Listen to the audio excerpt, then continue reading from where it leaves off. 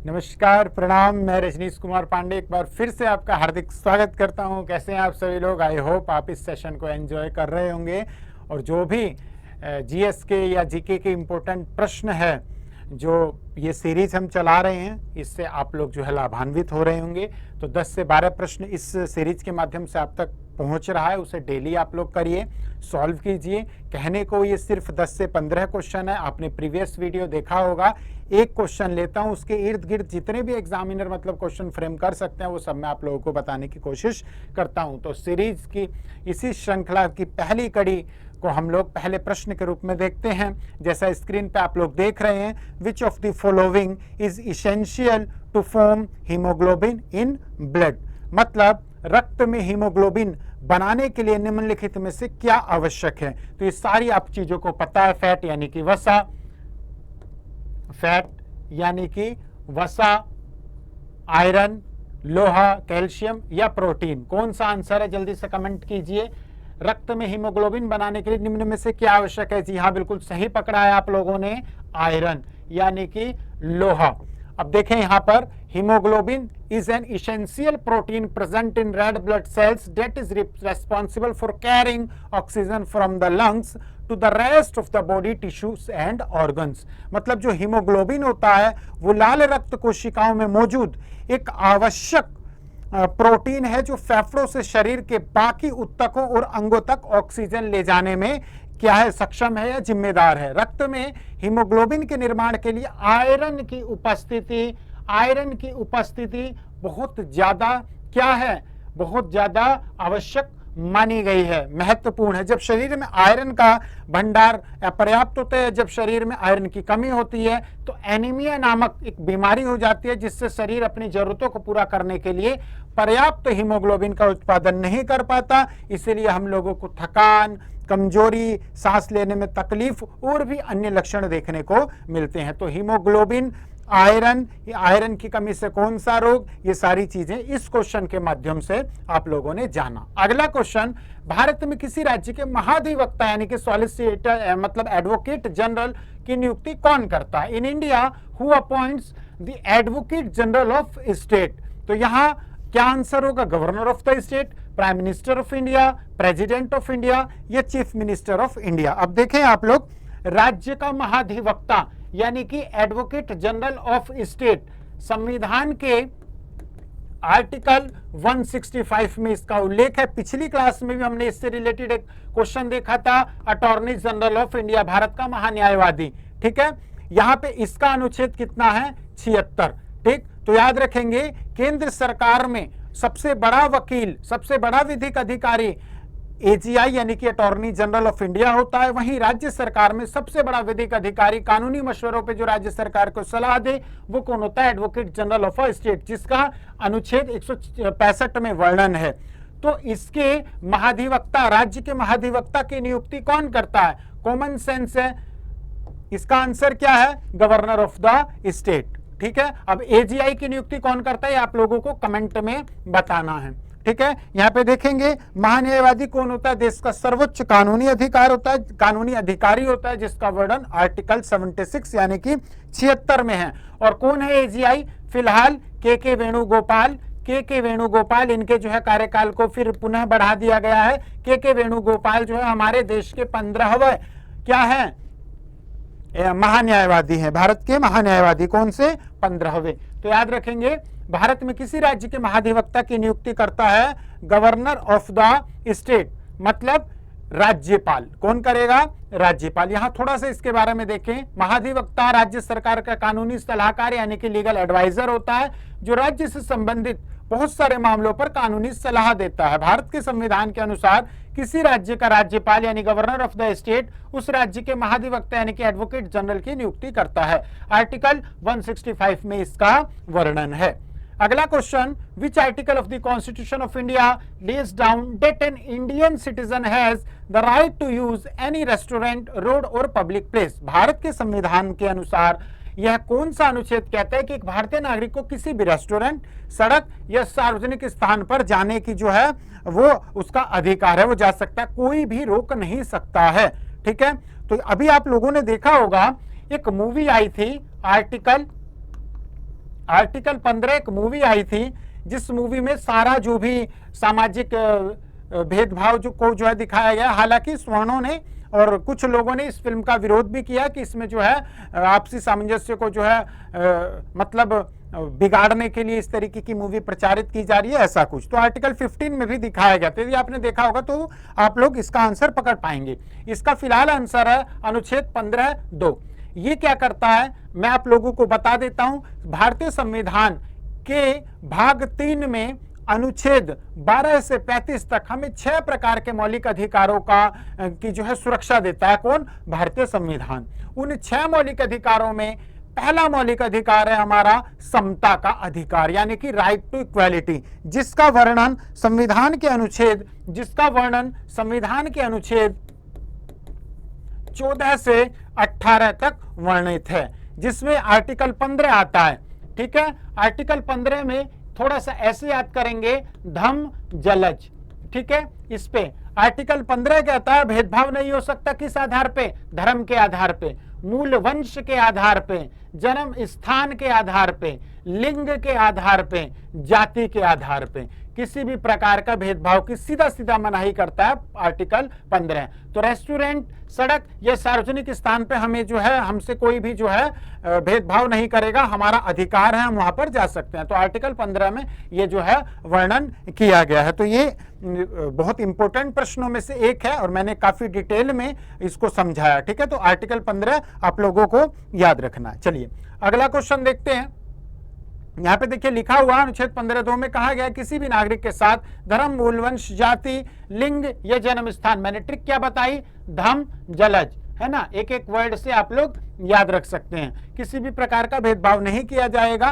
ठीक, next question, which of the following is an indirect tax? कौन सा इसमें से अप्रत्यक्ष कर है? Capital gain tax, wealth tax, gift tax. फिलहाल जो है जीएसटी, जीएसटी क्या है? Goods and services tax. Goods and services tax, वस्तु एवं सेवा कर, जिसे भारत में कब लागू किया गया? आप लोगों को पता होगा, प्रश्न जो है डायरेक्ट आते हैं। 1 जुलाई 2017 से इसे भारत में लागू किया गया। सबसे पहली कंट्री जिसने जीएसटी को लागू किया वो है फ्रांस। और कब लागू किया? 1964 में। फ्रांस में सबसे पहले जीएसटी को इम्पोज किया गया था, 1954 है, थोड़ा सा करेक्ट करेंगे, 1954 में। जीएसटी में सबसे पहला जीएसटी बिल को पास करने वाला भारतीय राज्य कौन था? असम। ये भी याद रखेंगे, प्रश्न जो है डायरेक्ट या इनडायरेक्ट पूछता है। असम जो है उसने जीएसटी को सबसे पहले पास करने वाला जो है भारत का राज्य बना। ठीक है, अगर मैं बात करूं headquarter of GST council, GST परिषद का हेडक्वार्टर कहां पर है? तो प्यारे बच्चों वो है नई दिल्ली में, न्यू दिल्ली में, है ना। अगर मैं बात करूं प्यारे दोस्तों चीफ कौन होता है? जीएसटी काउंसिल का चीफ कौन होता है? तो आप लोगों को पता है वित्त मंत्री होता है। और फिलहाल वित्त मंत्री कौन है? निर्मला सीतारमण। तो जीएसटी से संबंधित जो भी महत्वपूर्ण चीजें थी जो आपको जानना था, ये अप्रत्यक्ष कर है जीएसटी। ठीक है, ये सारी चीजें मैंने आप लोगों को यहां भी बताई। चलिए अगला क्वेश्चन देखते हैं। पहले इसका थोड़ा सा देखें। करों को यानी कि टैक्स को हम 2 कैटेगरीज में बांट सकते हैं, डायरेक्ट टैक्स और इनडायरेक्ट टैक्स। इनडायरेक्ट टैक्स में क्या आता है? फिलहाल जीएसटी। ठीक है, जीएसटी एक अप्रत्यक्ष कर है जो भारत में वस्तुओं और सेवाओं की आपूर्ति पर लगाए जाने वाला एक व्यापक अप्रत्यक्ष कर है। इससे उत्पाद शुल्क, सेवा कर, मूल्य वर्धित कर जैसे कई अप्रत्यक्ष करों का स्थान ले लिया। मतलब कि यहाँ पे एक चीज समझेंगे हम लोग, एक्साइज ड्यूटी, सर्विस टैक्स और वैट यानी कि वैल्यू एडिड टैक्स, ये सारी चीजें किसमें आ गई है? जीएसटी में। इन सबको इसमें समाहित कर दिया गया है। अगला question, identify which of the following statement are correct. ये कह रहा है कि जो headquarter of ICAR, directorate of groundnut research, is located in Junagadh. मतलब ICAR हेडक्वार्टर जो कि ग्राउंडनट का रिसर्च है, सेंटर है, वो जूनागढ़ में है। बिल्कुल सही है।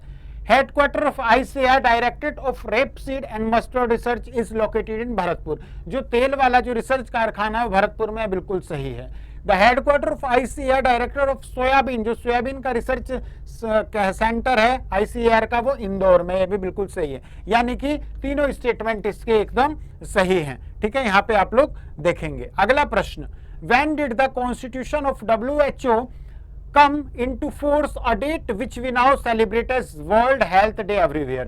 WHO का संविधान कब लागू हुआ? वह तारीख जिसे हम हर साल विश्व स्वास्थ्य दिवस के रूप में मनाते हैं, तो 7 अप्रैल 1948 को WHO यानी कि विश्व स्वास्थ्य संगठन, वर्ल्ड हेल्थ ऑर्गेनाइजेशन का अपना संविधान लागू हुआ था। और ये जो है इसी दिन को हर साल जो है क्या मनाते हैं, विश्व स्वास्थ्य दिवस के रूप में। आप लोगों के लिए प्रश्न, WHO का हेडक्वार्टर कहां पर है? जितने भी बच्चे मेरे करंट अफेयर्स वाली सीरीज देखते हैं, कम से कम 50 बार मैं इसके बारे में बता चुका हूं, तो जल्दी से मुझे आंसर दीजिए, WHO का हेडक्वार्टर कहां पर है? अब देखें, विश्व स्वास्थ्य संगठन की स्थापना 7 अप्रैल 1948 को हुई थी। 7 अप्रैल 1948 को हुई थी। 19 जून से 22 जुलाई 1946 तक न्यूयॉर्क में आयोजित अंतर्राष्ट्रीय स्वास्थ्य सम्मेलन द्वारा इसके संविधान को अपनाया गया, तभी से जो है ये दिवस आयोजित किया जाता है। मोस्ट इंपोर्टेंट क्वेश्चंस, इसकी जो है शॉर्ट्स वीडियो भी चैनल पर अवेलेबल है। सबसे ज्यादा चर्चा में रहने वाला विषय है ना, और इसके बारे में भी हम लोग डिटेल बात करेंगे। और यहाँ मैं आप लोगों को बता देता हूँ, ये जो मैं मोस्ट इंपोर्टेंट सीरीज लेकर आ रहा हूँ, जो प्रश्न बन सकते हैं, संभावना है, वो सारे प्रश्न मैं आप लोगों के लिए लेकर आता हूँ। इसमें कुछ प्रीवियस ईयर क्वेश्चन पेपर भी हैं, और ये प्रश्न जो है उसी में से एक है। ये प्रश्न एग्जाम में ऑलरेडी पूछा हुआ है, जब चर्चा में नहीं था, अब तो चर्चा में है, तो डेफिनेटली पूछेगा, इसलिए ध्यान से करेंगे। प्रश्न है, India was named Bharat after the name of the Bharat, India was named Bharat after the name of Bharat tribe, in which of the following Vedas is the tribe first mention? मतलब भारत जनजाति के नाम पर भारत का नाम भारत रखा गया, निम्नलिखित में से किस वेद में इस जनजाति का सबसे पहला उल्लेख मिलता है? तो यहां मैं पहले आप लोगों को वेद की एक ट्रिक बताता हूं, है ना। इसमें आप लोगों को मैं ट्रिक भी बताऊंगा, तो यदि सेशन अच्छा लगे, कुछ सीखने को मिल रहा हो, तो प्लीज लाइक करें, शेयर करें, ज्यादा से ज्यादा जो है उत्तर दें कमेंट के माध्यम से। देखिए, ट्रिक बताता हूं मैं आपको किस चीज की ट्रिक? वेदों को याद करने की। कई बार अगर मैं आपसे पूछूं कि इसमें से मुझे क्रम से लगाइए, सबसे बड़ा वेद, सबसे पहला वेद कौन सा है, उसके बाद कौन सा है, उसके बाद सबसे नया वेद कौन सा है, इसे जो है ऑर्डर में लगाइए। अब यहाँ पे कंफ्यूज आप लोग कि पहले ऋग्वेद है या सामवेद है या अथर्ववेद है या यजुर्वेद है। यहाँ मैं आप लोगों को ट्रिक बताता हूँ। एक नाम मान लीजिए, किसी भी लड़की का नाम है ऋषा, ऋषा नाम, ऋषा, निशा, मोस्टली लड़कियों के नाम होते हैं, तो एक नाम याद रखें आप, ऋषा, और इसी नाम में हमारे चारों वेद क्रोनोलॉजिकल ऑर्डर में समाहित है। यानी कि सबसे पहला वेद कौन सा है? ऋग्वेद, उसके बाद आया यजुर्वेद, उसके बाद आया सामवेद, और सबसे हाल ही का सबसे नया वेद है अथर्ववेद। तो ऋषा नाम से आपको क्या होगा? चारों वेद एक क्रम में याद रहेगा। कई बार प्रश्न, यदि मान लीजिए यही मैं प्रश्न बना दूं और लिखूं कि इसे जो है क्रम से सजाएं, तो इसका क्रम क्या होगा? ऋषा याद रखना, यानी कि 1, 4, 2 और 3, ये इसका आंसर होगा 1, 4, 2, 3, है ना। तो ऋषा आप लोगों को याद रखना। चलिए अब हम बात करते हैं इसका, यानी कि जो भारत जो कबीला है इसके बारे में। तो यहां मैं पहले आप लोगों को बताता हूं। देखिए, भारत वर्सेस इंडिया अभी बहुत ज्यादा चल रहा है। हमारे लड़ने या झगड़ने या आपसी रिश्ते खराब करने की जरूरत नहीं है। हमारे संविधान में इन दोनों नामों का प्रयोग है। संविधान के अनुच्छेद 1 आर्टिकल 1 में लिखा है, क्लियर लिखा है, वो लिखा है, India that is Bharat shall be a union of state, यानी कि इंडिया भी लिखा है और भारत भी लिखा है। और हाँ, इसके अलावा भी भारत के नाम है, आर्यव्रत, है ना। आर्यों की भूमि थी, आर्य लोग आए, मध्य एशिया से आए, बसे, आर्यव्रत कहने लगे। ठीक, हिंदुस्तान, सिंधु नदी के किनारे रहने वाले लोगों को क्योंकि सिंधु लोग मतलब लोग जो है मतलब सिंधु को अंग्रेजी लोग, ये सब लोग क्या बोलते थे? सै को है बोलते थे, है ना। तो सिंधु से हिंदू आया, है ना, फिर इंडस आया, और इंडस से क्या आया? इंडिया आया। तो इसमें कोई नहीं, भाव एक ही है, दोनों रूप एक हैं। ठीक है, तो याद हम लोगों को क्या रखना है? आर्यव्रत भी भारत का नाम है, हिंदुस्तान भी भारत का नाम है। जम्बू द्वीप, चंद्रगुप्त मौर्य और अशोका के समय जो है भारत को जम्बू द्वीप के नाम से भी जाना जाता था, है ना। जम्बू द्वीप मतलब जामुन के बड़े बड़े द्वीप, बहुत सारे जामुन की बहुत आया थी, तो जम्बू द्वीप भी इसका नाम पड़ा। तो इसमें बहुत सारे नाम, और ये अगर मान लीजिए भारत का इंडिया का नाम भारत होता भी है तो इसमें कोई वैसी वाली बात नहीं है। बहुत सारे देश हैं जिन्होंने अपने देशों के नाम जो है बदले हैं, है ना। वो कौन कौन है? जैसे पता है आप लोगों को? चलिए मैं बताता हूं। श्रीलंका, पहले इसका नाम क्या था? सिलोन। म्यांमार, पहले इसका नाम क्या था? बर्मा, है ना। हॉलैंड, नीदरलैंड, पहले इसका नाम क्या था? हॉलैंड, है ना। ऐसे बहुत सारे नाम है। थाईलैंड, पहले इसे श्याम के नाम से जाना जाता था। तुर्की, हाल ही में तुर्की का नाम बदल के क्या हो गया? तुर्की है।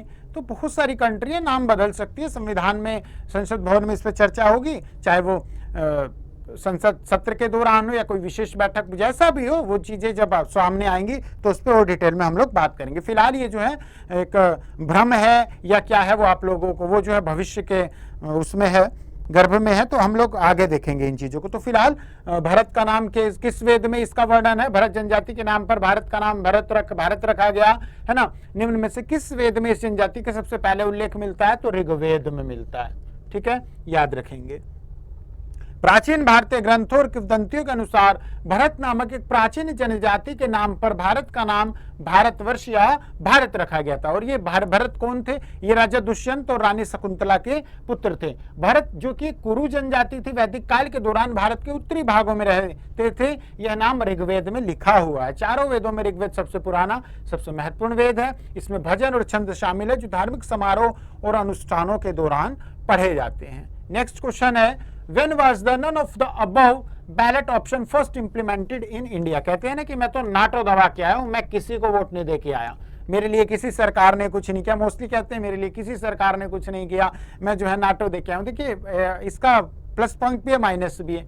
नाटो दिया, फिर भी जिसकी ज्यादा जो है मतलब वोटिंग होंगे वो जीत जाएगा, तो आपकी वोट खराब हो जाती है एक तरह से नोटा का दबाने से, है ना। और इसका एक फायदा भी है, इन सबसे ज्यादा यदि नोटा हो तो दोबारा चुनाव या कैंडिडेट, इस तरीके का प्रावधान भी है।